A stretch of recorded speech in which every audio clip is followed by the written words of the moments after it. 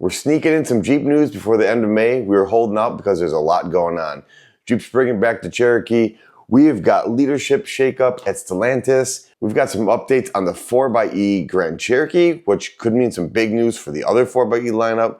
There is a lot to unpack, and if you're a Jeep camper, you're going to want to stick around for this one too. The big news, the Jeep Cherokee is coming back. We had it here in 2023, but it's been a few years since we've had the Cherokee back. And not everyone necessarily loved the body style of the last Cherokee. So if you've been following along, there are some updates to the Cherokee that's coming, and everyone is screaming, "Where is my XJ?" Now let's be realistic. If Jeep actually made an XJ again, everyone would hate it because it's missing all the tech and everything else. Now, I do think it would be cool to kind of do like a resto mod where the XJ would come back with some refinements and all the new technology. I don't think we'll see that, but that's okay. If you've been watching the ads, the teasers that have been coming out, and there's obviously pictures of the Jeep out, but they're showing all the heritage of the XJ and the previous Jeeps and the previous Jeep Cherokees. Now, this Cherokee is definitely much more boxier than the last Cherokee was, and so they're trying to, I think, push the envelope as much as they can to bring back those XJ roots in the current new Cherokee. Will it be enough for the team to bite? I think the price will determine that. Here is one quick fun fact. So as you know, we have a great relationship with a Chrysler Dodge Jeep Ram dealership here in Fox Lake, Ray Chrysler Dodge Jeep Ram. Ray, the owner, his father-in-law was actually one of the designers, the lead designer of the XJ. And we'll put a little clip up here about him. He was a legend in the automotive design. Who would have ever guessed decades later that his son-in-law would own a Jeep dealership? But no less, it's cool that we have a local connection to what was the designer of that XJ. So I do have a press release here, and I do want to read a few lines here. Reimagined from the ground up, the next generation Jeep Cherokee will redefine North America's most popular vehicle segment, bringing the mid-size SUV customers new, efficient, powerful, hybrid propulsion option from Jeep.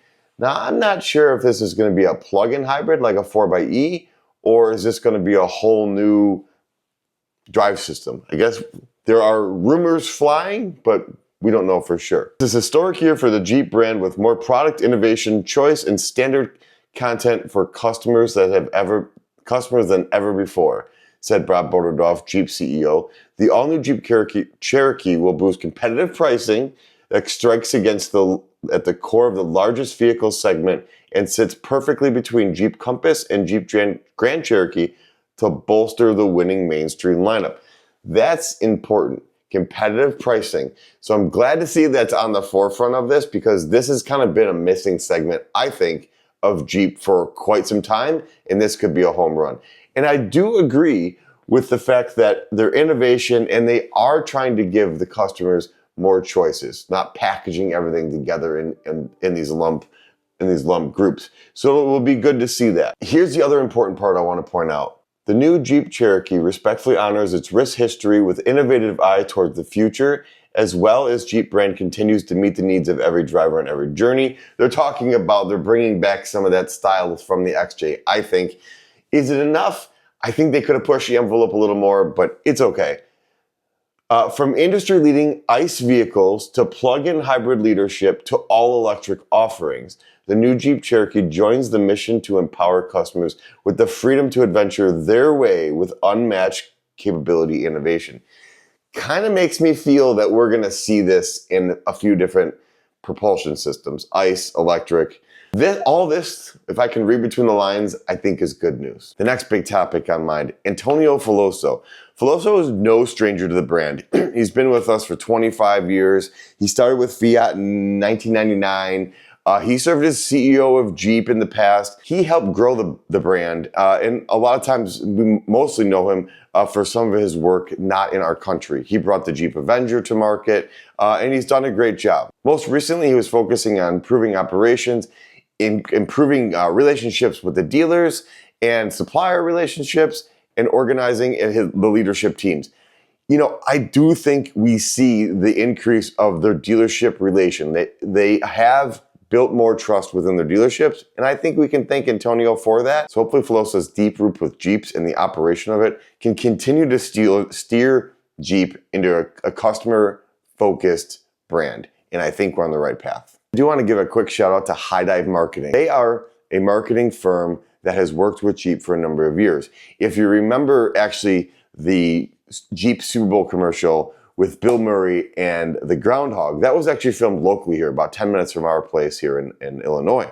And but High Dive Marketing has recently received an award for the best American ad in the 21st century. Those are some bragging rights. And I'm pretty sure if we've been watching the Jeep Cherokee reveal, the little 30-second clip here, which we'll show, 99% sure that they are the ones who produced that ad as well. So this High Dive Marketing team, they're out of Chicago. And I'll tell you what, they've actually showed up to one of our Jeep events, Jeeps on the Run, Toys for Tots event. Great team, fun team to work with. We had some of our stuff shared on Jeep Social a few years ago. But hats off to High Dive Marketing and the team there, because you guys have done a bang-up job. Let's talk about the 2026 Jeep Grand Cherokee. They've made some changes in the Grand Cherokee, and they're very subtle. Some small changes in the grille up front. We've moved some of the body lines up higher, a little bit lower. We'll post some pictures here. The exterior, very, very small. Now people are like, oh wow, that's not a big change. Guys, this is just a mid-cycle refresh. Kind of look at the Wrangler, what they do to the Wrangler. They changed the grille and they gave us a different infotainment center and added a few other features like side airbags and power seats. Not big changes. These are common when a vehicle is about halfway through its life cycle, they give a mid-cycle refresh. It's the same with the JK. When they did that one, they changed the HVAC knobs and some small things. Again, nothing earth-shattering. It's kind of an ain't broke, don't fix it sort of mentality. But the one thing I really did catch, aside from the interior, they brought over some of the things that we're seeing on the Wagoneer S and some of that platform. Just a little bit of a refinement of the infotainment center. Some of the heated seat buttons and some of the stuff there kind of moved up. Just kind of polished it a little bit. Looks great. But if you're really paying attention, and they're showing the 4xe model, they show the infotainment center screen that's on the passenger side, which is an option on many of the trims. And if you pay attention on that screen, it's barely visible. It shows the Jeep navigating to a charge point, but it talks about a fast charger. Right now, these vehicles charge in about 2 hours. If you could charge this at a DC fast charger, it would bring that 2-hour charge to about 30 minutes, 35 minutes. So are they teasing us, showing us this 450 volt charger? Is the 4xe going to be capable of charging at this high level fast charger? And if that's the case, will that come to the Wrangler? And if that's the case, will that go to the Gladiator? Because we saw a tease picture of the Gladiator 4xe as well. So it's really interesting to see. You gotta wonder, does Jeep really tease us with these things intentionally to see who's paying attention? Or is that just a total anomaly on the screen? I kind of think it's not. They're looking for seeing who's paying attention. So it'll be interesting to see. Guys, what do you think of the 4xe? We've talked about a previous video where the 4xe is supposed to get more range. There's changes some transmissions.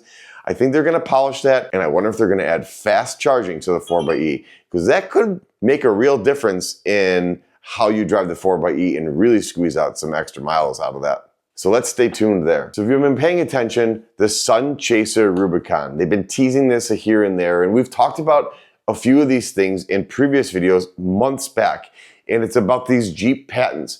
And Jeep has pulled out a patent for a Jeep tent.